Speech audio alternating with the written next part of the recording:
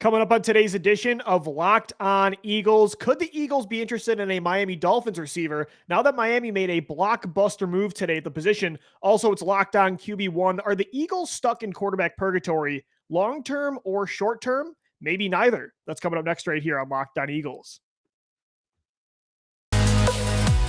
You are Locked On Eagles, your daily Philadelphia Eagles podcast. Part of the Locked On Podcast Network, your team every day.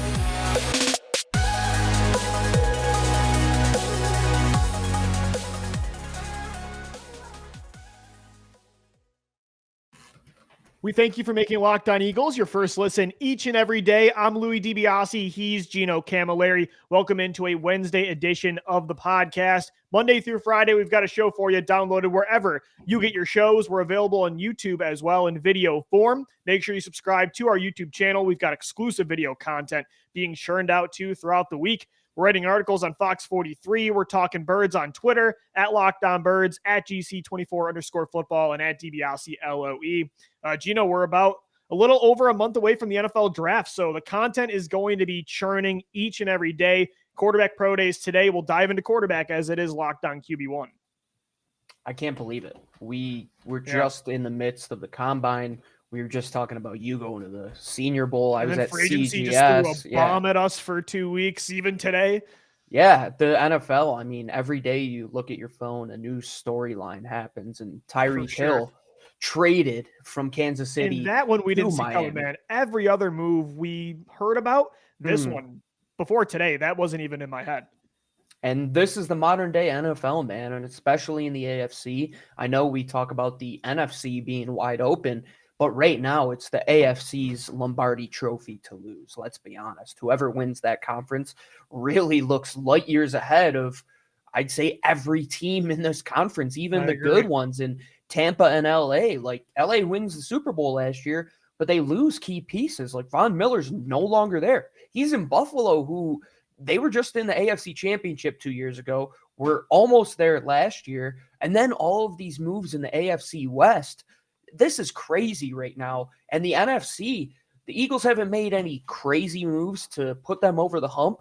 But like I said the other day, it doesn't matter what's happening in this division, let alone this conference. You have to look at the grand scheme of this league as a whole and see where the Eagles have to go to. Like, they're playing freshman ball right here against these varsity teams. They still have a long ways to go. And it's even clearer now with what these teams are doing. Yeah, I agree. And so as Gino mentioned, Tyreek Hill today unexpectedly traded from the Kansas City Chiefs after they could not get a contract done. He's traded to the Miami Dolphins. Apparently the Jets and Dolphins were vying for the right to get Hill. But of course, Hill does have say, in a player empowerment era in sports, yeah, a team trades a player to another team. But if Tyreek Hill says, I'm not going to the Jets aren't going to trade for him. So he goes to Miami for a first-round pick, a second, 2 fourths, and then a late day 3 selection. The Eagles reportedly not interested in Hill this time. We've heard they were in on Allen Robinson, Christian Kirk, Robert Woods, you name it, the list goes on, Calvin Ridley as well. This time, it doesn't look like the Eagles were willing to shell out that massive contract and all those draft picks for a receiver. Of course, interesting to know, too, if Hill would have been interested in Philly. So could go hand in hand. Gino, would you have done that if you're Miami, Philadelphia, even with Hill, who's one of the best receivers in the game? I take a look at Miami's situation, right? And I believe they had a way better roster than what their standings were last year. That's why they won 7 in a row after, right? I mean, yeah, we just have been continually talking about the what if of what would have happened if Miami didn't go on that 7-game win streak. We'll be talking a lot more about the Eagles taking a quarterback even more than we are right now because they have a top 3 pick. It would be one of those discussions, and even now, would be real. Yeah, with Miami and acquiring Tyreek Hill, the quarterback situation comes to light even more. And I told my friends today that a couple of them that are Dolphins fans, now it's where it gets stressful when the expectations kick in. And that's where I thought the Eagles differed from a lot of these teams making the moves. The Eagles aren't at that expectation point yet. Like with Miami, they now bring in Mike McDaniel, who's overhauling that entire offense. They signed the offensive line. You see Teron Armstead, he's 31 years old.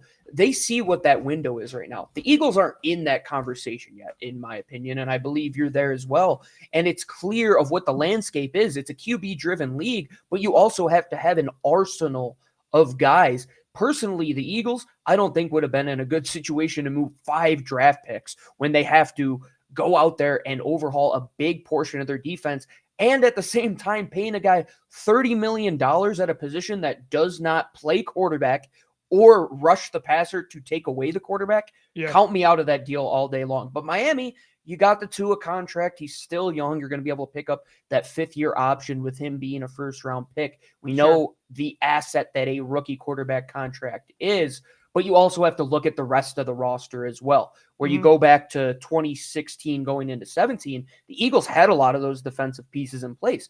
They had to get the offense going right. They knew that they had their quarterback, and look what happens. But now we're in the other side of that window. Yeah. We're on the other side of that curve. We're in a complete 180-degree separation from where they were 5 years ago.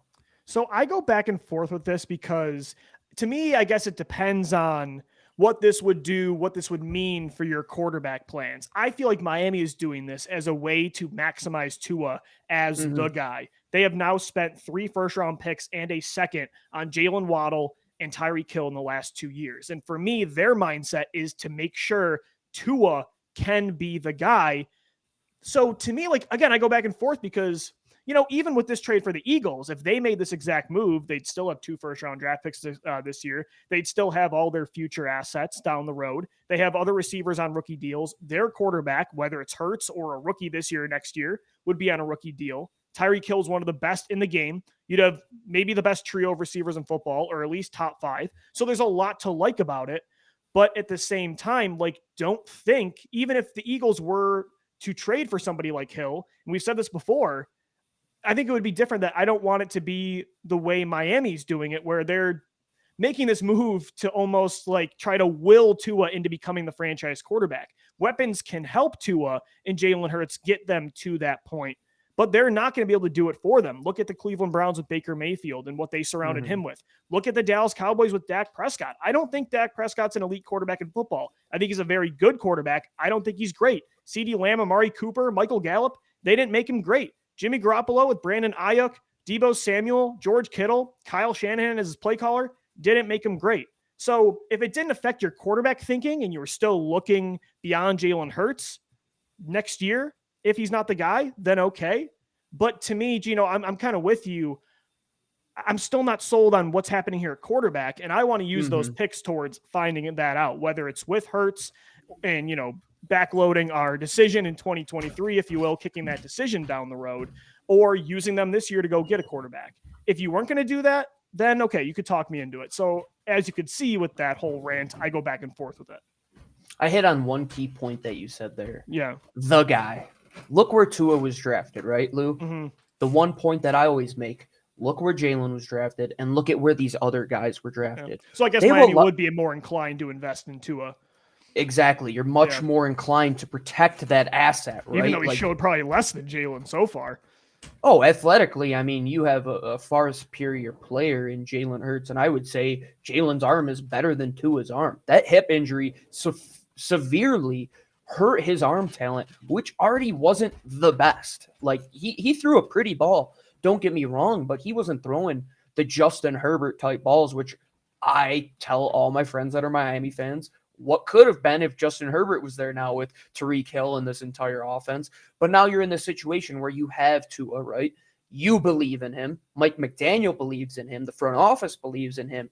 And all of the moves that they are making say that they believe in him because of where he was drafted. And you look at Jalen, he was never drafted to be the guy. If he does become that player, we know it is a plus. But I don't think we're in that situation to move all the chips into the middle of the table quite yet. We're still at the poker table, playing our big and small blinds, folding on the 2 sevens that we get dealt. And then we're just going to go in when we get pocket to that aces. degree, right? I don't think they're not folding that bad, but they're just waiting like, to strike. They're waiting at the right time. 3 big picks, a giant contract, and that kind of hurts your ability to go get a quarterback. But at the same time, that, just because you don't have quarterback figured out doesn't mean you don't try to pursue Calvin Ridley if it only means a 2, or Allen Robinson. And they did. The issue here is that you are going to have to do both. The biggest contract for a receiver in football, which I wasn't giving him, multiple top picks. And again, when you don't know what your quarterback future is, and you might want to use those picks to help answer that, I understand why you'd be hesitant. And I understand why you'd be hesitant even if you had the guy, because that's a lot to invest in a receiver position that you already might have your top receiver anyway, and a good 2. That's a very fair point. And that's what the NFL is now, though, Lou. Like we talked about, you can't just sit at the top of the mountain, because you're going to look past it and there's going to be another mountain that's even higher than that. And I think Nick Saban has even said that, like, you don't want to sit at the top of the mountain because there's somebody trying to climb higher than you. And that's what these teams are doing. You look at what Buffalo's doing in that division, they have to keep up with them. They have to at least put out an offense that could arguably score 40 points a game. And with that move, that does work. But for the Eagles, who haven't had this, I would say, as quick of a turnaround as Miami has had, because they did do it rather quickly. They've had a succession of good seasons. The Eagles are still trying to figure out a lot in terms of quarterback. They just bring in a new coach last year in a defensive scheme where the personnel clearly isn't there. Yeah. Miami has a good defense. I feel like Miami should be in the same boat as the Eagles, but because, like you said, they took Tua so high, they're going to give Tua more opportunities than the Eagles will give Jalen. So, but it's a double-edged sword. You have to look at both sides for sure. Because you do want to maximize Hurts if you believe in him and give him a chance. But they could still do that. I mean, this opens the window for another potential trade. The Eagles sniffed around. Well, they didn't just sniff around. They nearly landed Calvin Ridley. It sounds like they wanted in on the Robert Woods sweepstakes before he was traded to Tennessee. DeVante Parker now, I mean, maybe, and he kind of fits the frame of what Eagles fans want in that second or third receiver to Devontae Smith and Quez Watkins. Depending on the price, I would call about Parker in Miami. I think Mike Clay tweeted today that he wouldn't be shocked if the Eagles gave up a late day 3 pick. Yeah. And it's a fine contract to have, too. I think he's only making $11 million a year. Zach Pascal got, 1.5 guaranteed and can make up to $2.5 million. You still have plenty of money to spend. I thought he could make a little bit more than that in this market. But if you're going to move a pick for a guy, go to the route that you were going all along. He fits the exact body profile, the exact type of play that you were looking for in a guy like Calvin Ridley, like Robert Woods. No, he's not to that caliber, but he's a guy who's now the 5th option on that team. He is a former first-round talent. It's not like he's Zach Pascal. I mean, that's an upgrade at that spot for sure. I would say so, and I would be willing, even like, hey, do you want to move a late pick in Jalen Reagor? I mean, maybe they see something in him and maybe it's a fresh start for him. I don't know, but I think that's an avenue you look. And to see a guy like Robert Woods only go for a 6th, I think that's the starting price for a guy like DeVante Parker. And the Eagles also have plenty of those 6th-round picks. Yeah, and like Robert Woods, DeVante Parker has an injury history that could lower his price. It could be a buy low situation. So definitely something to keep a close eye on. The Dolphins, though, with this move, I mean, I know they want to go all in on Tua, but they look like they're at least getting close to quarterback purgatory. Gino, I want to talk about that with you next about the Eagles, because I had a conversation with a couple friends on Twitter the weekend before this past week about this exact conversation with the Eagles and their quarterback history over the 2010s and how to avoid maybe getting stuck in that long-term purgatory post McNabb again. We'll get into that discussion coming up next right here on Locked On Eagles. But before we get into that discussion, we have a great message from our friends over at Built Bar. You know that we've talked about them forever. And the good thing is they're always changing the game. They have their new Puffs flavors, which are chocolate-covered marshmallows. They have, I think it's a banana custard one, if I'm not mistaken. Super good. Yeah, banana cream pie, yummy churro, cinnamon churro, and coconut marshmallow. Delicious, covered in chocolate. They're incredibly healthy, 130 calories, 4 grams of sugar, 4 net carbs, and 17 grams of protein. Grab one before you're going to the gym. I know Lou always does after he gets out of work before we record the show. He's having one. I'm always doing it before I start my day, watching some film. And we're always doing it here on the Locked On Podcast Network. They've been one of our longest sponsors on this show. And there's a reason, because people love them and they keep going back for more. So go back for your favorite flavor. Use the promo code LOCKED15. That's LOCKED15 at built.com. You'll get 15% off your order. Try out the puffs. Try out any of their original flavors. They're always coming out with limited edition flavors each month. And tell them that the Locked On Podcast Network sent you. All right, Eagles fans, thank you so much for making Locked On Eagles your first listen each and every day, Monday through Friday. Make sure you're following the Locked On NFL podcast as well. As we keep mentioning, NFL news every single day, throwing bombs at you today. Tyreek Hill moved from the Chiefs to the Dolphins. The Locked On NFL podcast has experts covering the biggest stories across the league every Monday through Friday in less than 30 minutes. It's free and available wherever you get your shows. Gino, today's Locked On QB one. We've had Matt Corral's pro day from Ole Miss was today. Malik Willis yesterday. Kenny Pickett on Monday. So we know the Eagles believe in Jalen Hurts to a certain degree. We know that they at least made certain attempts to inquire about Russell Wilson and Deshaun Watson this year. I truly believe last year they looked into moving up for Zach Wilson before they realized the Jets were going to take him, and it was impossible. I think that they're leaving everything on the table so they don't fall into quarterback purgatory, kind of like Miami's getting close to, and Gino, kind of like the Eagles have been since Donovan McNabb. And I was, again, talking with our good friend, one of our best listeners, Lawrence at Uncommon Curtis on Twitter, and then Lawrence and Patrick, two guys I like having some conversations with about quarterback on Twitter. We were having this conversation because we were looking at it, and the Eagles, for the most part, past 2009, after McNabb, they're a 500 football team for the most part. And they've kind of been in, outside of 2017 to 2019, if you will, they've been in quarterback purgatory for the most part. And why? Gino, I feel like it kind of goes hand in hand, right? And this is kind of like where some teams like Miami have gone, and, you know, Cincinnati before Joe Burrow with Andy Dalton, and San Francisco and Dallas even. It's like the Eagles were an average team, and that kind of held them back from finding the guy.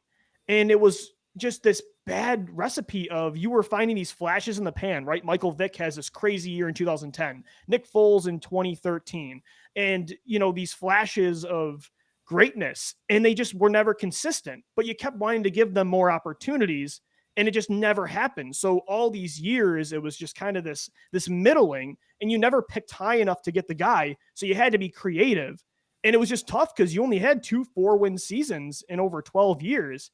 And it was just a recipe for middling. And it's just something that, you know, again, you're glad they're not one of the worst teams in football consistently, but that's sometimes the toughest place to be for the most important position.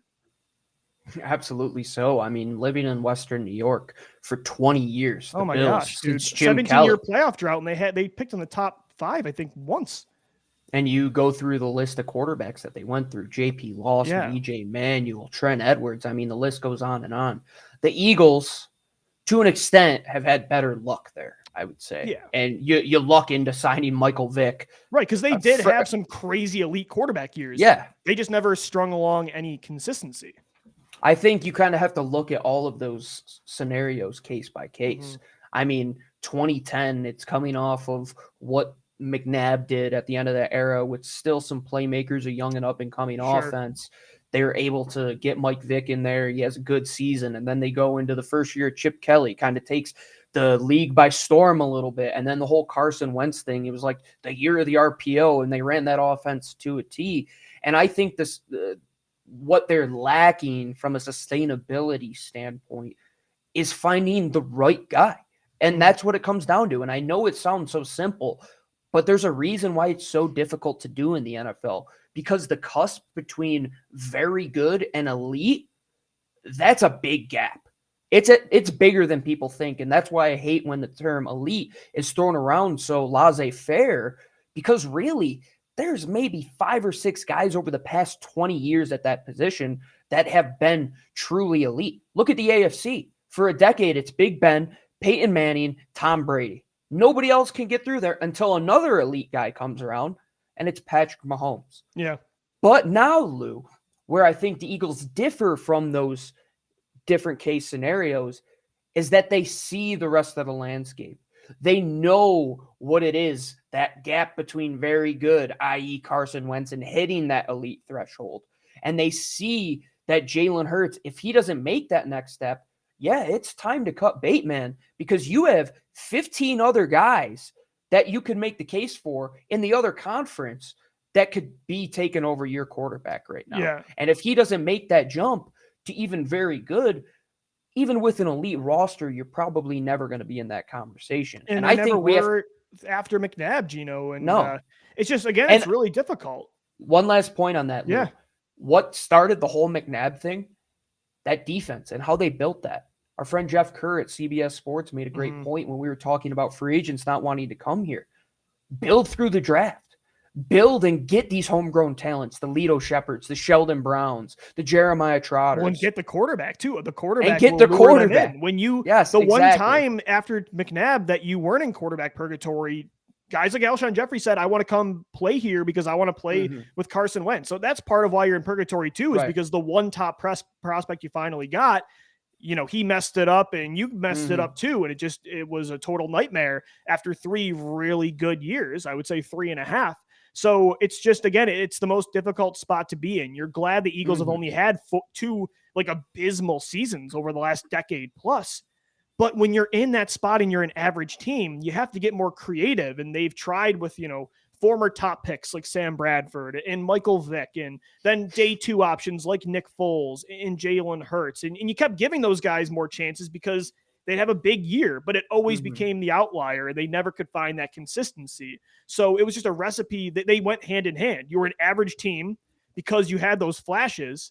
And then because you were an average team, you had to keep trying with those flashes. So now you might have to take another route. They never in those years tried to take a quarterback in the first round. They never considered it because, again, they were like, well, let's give Vick another year. Let's give Foles another year. Let's give Bradford another. Well, and then they traded for Wentz and they finally did do it. That is a good point there. I'm just saying, man, it's like and this is why me and you kept saying before a couple months ago during the Senior Bowl, we said you have to take a look at this quarterback class because once again, you're in that spot next year. You're going to win probably 7 to 10 games. And Gino, I don't think you got to get really lucky that at the top of next year's class, it sounds good in theory, trade up for CJ Stroud or Bryce Young. That doesn't always happen. 2016, trading up for Wentz twice and getting lucky that the Titans didn't need a quarterback, or the Titans and the Browns for the Eagles and Rams. That is such an outlier. Ask Chip Kelly. It was impossible to get Mariota last year. It was impossible to get Zach Wilson. You can't bank on that. So you got to at least really ask yourself, is there a guy that, he's in the middle of the first round or we can move up for him? Is there a guy that has more upside than our next options, Hurts or next year's class? And going back to checking into Russell Wilson, you have to explore every avenue, turn over every stone, take a look at Malik Willis. We know the Eagles look at quarterbacks. It's not news to anybody, and it should never be. And they're going to continue to do that. And I'm sure they've already looked at 2023 and even beyond that to what could be. But the hope is right now, and we have to all put the chips in on Jalen Hurts for this season at least, is that he does take the jump and show. Well, again, unless you see one of these players that has, I personally believe that Malik Willis, Matt Corral, and perhaps Desmond Ridder have as much upside as Hurts and potentially your options next year. Because, who to you outside of Stroud and Young? What is it, Jake Haener? I mean, again, you have to. I'll take Jake Haener in the first round next year. You might have to be willing to talk yourself. Last year, you didn't want to do with Fields, and I get it because you wanted to give Hurts some more time. But next year or this year, this might be the route you have to take because now we know they can't trade for a star. Wilson wasn't going to come here. Watson wasn't going to come here. You might have to take the Chiefs strategy, the Bills and Ravens. They were good teams. They weren't great, and they had to take a riskier pick on Mahomes, Jackson, and Allen. Sometimes that becomes Paxton Lynch, and sometimes it flames out and doesn't work. But I think you really need to consider that move. And, it sounds like they are. They took Kenny Pickett out to dinner after his pro day on Monday. So they're doing their due diligence. Like you said, they're going to look into it. And that's why I do feel confident that they won't get stuck in that purgatory. No, and I don't believe that they're a team that, or at least they're going to die trying. Would be willing. Yeah, Howie Roseman will go out trying to find that guy, for good or for bad. He is the embodiment of the Jack Sparrow meme, going down with the boat as it's coming into dock with a quarterback. And I think he knows that Jalen Hurts might not be his last go around, but the guy after that, Lou, that very well could be the last chance that Howie Roseman gets. So I wouldn't say it's desperation as much as self-awareness and knowing what hasn't worked for you. But that's why I'm scared. I hope he's not gun shy, because he knows the next one is maybe his last, so he gets super picky. Would he be willing to take a mid-first round prospect because he knows? I think he would be, but that's a question that's come up in my head for sure. And you have to look at the route that a team like Buffalo did when they had Josh Allen. They moved picks to go up and get him. Even Pat Mahomes, they gave up that first-round pick the year after that to go up and get him. I don't believe Howie's one of the 32 GMs that would be shy on doing something like that. And he's got if the they ammo did this address year. that. And he's got the ammo and the window of opportunity. As we mentioned, like 2015, there was no window for Mariota. 2021, there was no window for Wilson. I think the Lions could look into taking out a quarterback at 2, but if they don't, there's going to be, I think, multiple teams in that top 5, top 10 that if you recognize a guy or two that could be the player. That's why I'm just saying consider this year, because again, next year you have to not only bank on teams not wanting Young or Stroud, but also that you collect enough ammo for next year's draft to even be equipped to do that. Because you got to be lucky. Like people always suggest this year, move down, collect the first next year. That takes 2 to tango. And if other teams are thinking the same thing, there might not be a team that wants to move up this year. It's a fair point, man. And that's what's going on in the conversations in NovaCare. And Howie Roseman, I would just like to be a fly on the wall of what's going on in those discussions between Lurie and Andy Weidel and Howie Roseman and everybody in that front office, because that is the thing that makes this league click. And I would say there's probably 26 teams that are having that same conversation. Yeah. We talk about the elite gap, right? There's a lot of teams that have Alex Smiths, but they go out and take Pat Mahomes. There's a lot of guys that have these quarterbacks that are like Jalen Hurts that'll win you enough to get to a wild card game.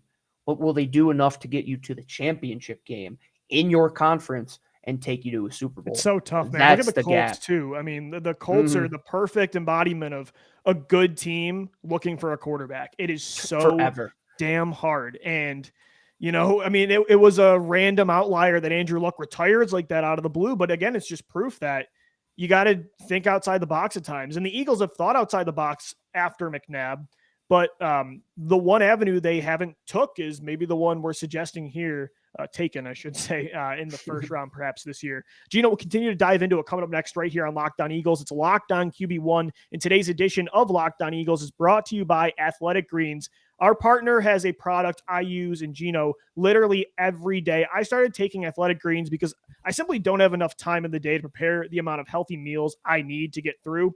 I'm working a lot of jobs right now, writing articles for Fox 43, doing Locked On Eagles every day. Got a day job too, both day and evening. The grind is real, and I needed more energy, good feeling energy. I started relying more on caffeine, coffee, Bang energy drinks. It just was not the move. I was getting eye twitches every time I yawned.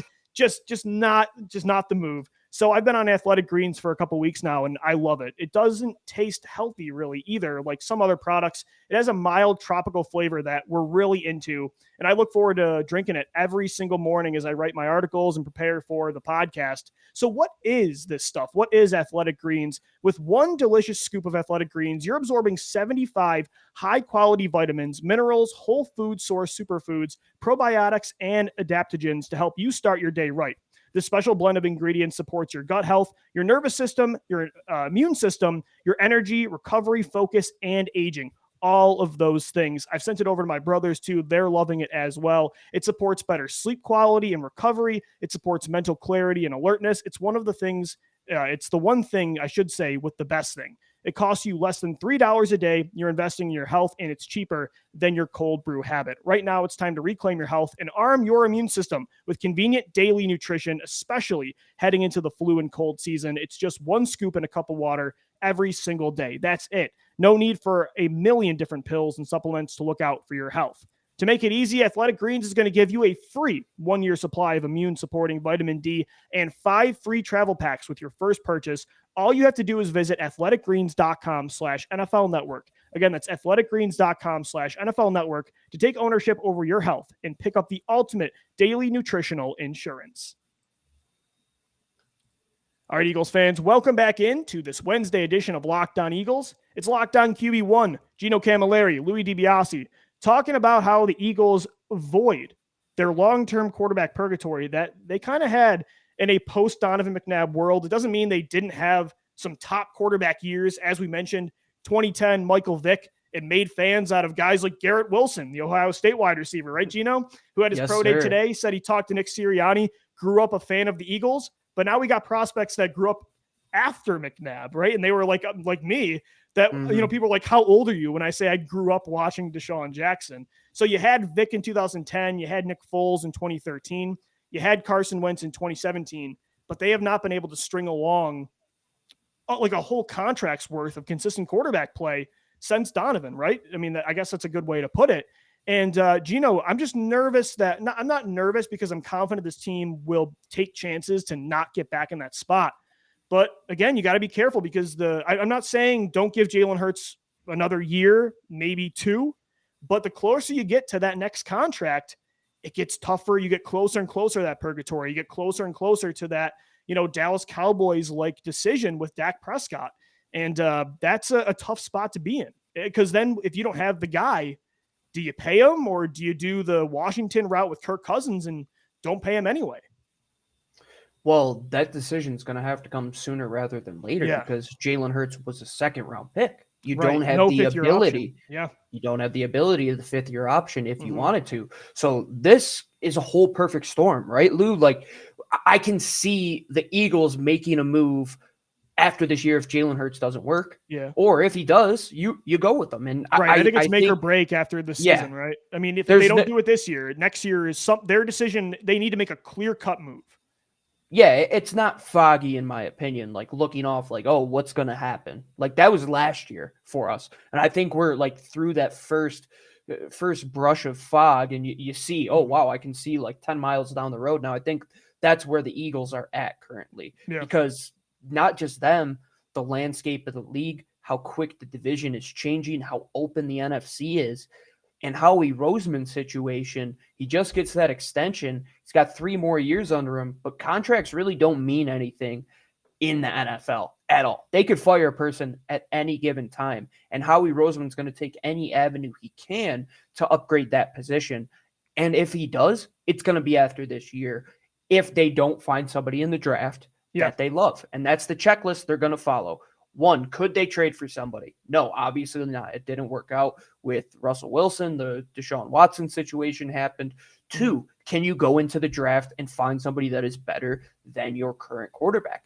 That's the next stage that we're going to see. And 3, if not, does said quarterback on your roster, the Kirk Cousins situation going back to Washington, Jalen Hurts here, does he better your roster currently? And then you take that flow chart and go to next year. And that's exactly what's going to happen after this season. And they're already looking down the road at that flow chart saying, can we land CJ Stroud? Can we land a Bryce Young? Can we get one of these names? And if not, QB purgatory is right where we're going to be for next couple of years. And it's a sad thing to say.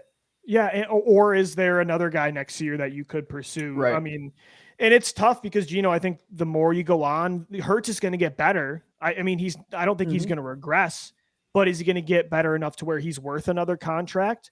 And could team success sway you? It has swayed other teams. I believe the Eagles would not be that team, as we've seen of their quarterback pursuits, even through team success this past year. They were still considering upgrading at the position.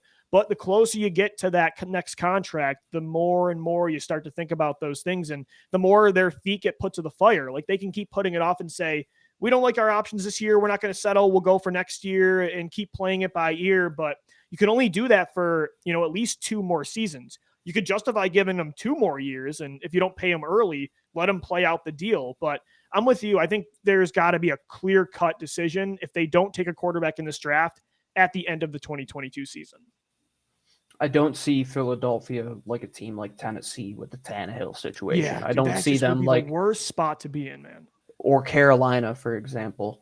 The Eagles, and we know Howie Roseman has been here for over a decade now, but in that decade, he's seen some stuff. He's been through some stuff with this organization, and I think that puts him at a little bit of an advantage knowing what it has to take. And I keep saying that and wanting to will it into existence, But so far, what we've seen this offseason, I've continued to trust what he has done this year, and that change of heart we kind of saw in that 2021 draft.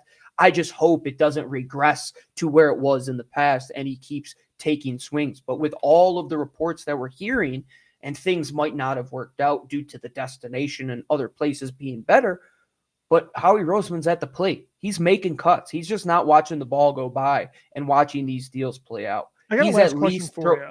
Yeah, he's at least throwing his hat in the ring, but yeah, finish it up. What if they just don't like any of the options this year? What if they can't get Stroud? And I know I'm going really down the road, but this is fascinating to me. And they don't like any of the after Stroud and Young next year. Like would they be willing to do what, like Washington didn't have a plan B when they let Kirk Cousins go. Like they eventually traded for Alex Smith. Is Philly a team? Like, I don't think, would they pay him because they don't have any other options? And again, I don't think so. I think they would eventually find an answer, whether it is paying Hurts or, drafting somebody. But like, if they didn't like any options and they still weren't sold on Hurts, I don't know, man. I guess you can't really justify playing it year by year that long down the road. But it's again, the closer you get to that, it gets tough. Well, we're on episode like 900 almost, probably episode 1100. We'll talk about that. Yeah. Yeah, exactly. A couple of years down the road, we'll get to that. Yeah, hopefully we'll have it resolved by that point. But yes, again, you just never know, though, because Jalen could take like one small step and make you want to run it back and you win a playoff game. And who knows? It's a scary thought. And it's happened to other teams, as you mentioned with the Titans. So we'll see what happens, though. The draft is coming up. The Eagles are going to do their due diligence. We'll keep you locked on the most important position in sports every Wednesday, but also all things Eagles, Monday through Friday, Locked On Eagles, your daily Philadelphia Eagles podcast on all podcast platforms, on YouTube as well. And we're on Twitter at Locked On Birds, at GC24_football, and at DiBiase LOE. For my co-host, Gino Camilleri, I'm Lou DiBiase signing off. Thanks for making Locked On Eagles your first listen each and every day. As always, thank you for downloading. Thank you for watching and listening. And let's go Birds.